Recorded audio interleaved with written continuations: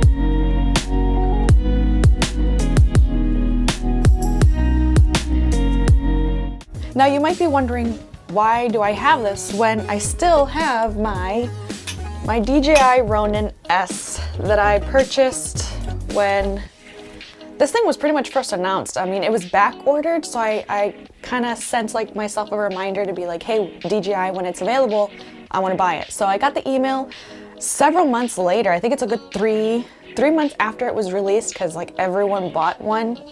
I was able to get my hands on one. I purchased one off of their website. I've been using it since then. I think I officially bought it like September or August of last year. So why do I have another gimbal? Well, when the Weebill S was announced, and I've seen a couple videos of it, which this won't be an in-depth review because there's already so many out there, and as always, I'm always really late with the tech game. What really attracted me off the bat was the weight, which yes, I know that's what everyone else is commenting on, the weight. But for someone who, like me, I have really bad arthritis. I do get carpal tunnel, and my bones just ache. I think my body is like 78 years old. So I honestly can't use the Ronin S for a long period of time. Recently, I've stopped using the Ronin S as much as possible. Even when I do need like smooth footage, I don't use it. I will do my best to just kind of do the ninja walk. I'll use my Peak design strap and like my Gorilla Pod just to kind of have like, you know, extra hands for smooth footage, because I do not want to be carrying around the Ronin S and using it. Even with the dual handle, I bought the small rig like wooden handle thing, it's still way heavy, and I can't use it for too long because these arms, not only are they weak, they hurt. So it's one of the biggest reasons why the Weebill S really caught my eye. I was actually talking to my sister a couple weeks ago. I'm like, dude, I think I'm gonna sell the Ronin and with that money get the Weebill S. And literally a week later, I was sent the Weebill S, and they were like, hey, do you want to review this product? And I'm like, hell yeah, I do. So super thankful that I was able to get this and really kind of use both at the same time, so I could really see which one was best for me. So the Ronin S is still a really great professionally grade level gimbal. Again, I try not to use gimbals too much just because of their weight, their hassle of setting up and carrying around. But really this one kind of solves all of them, especially if you don't use gimbals or need gimbal-like footage 24/7 or on a huge shoot. I think the Weebill S really kind of checks all those marks off. One of the biggest things that I love about it is the locking arms. I already have my quick release plate on here. I took off my Ronin S and immediately put it on here. I can just seamlessly use my Sony a7 III with what is this, a 28 to 70 millimeter lens, just kind of from tripod to gimbal to capture clip. It's all ready for whatever camera setup that you use most frequently. Again, right now my go-to lens is the 28 to 70, so I usually 90% of the time always have that lens on, especially for video or vlogging. So all I have to do is unlock the arms, attach it, turn it on, boom, we're good to go.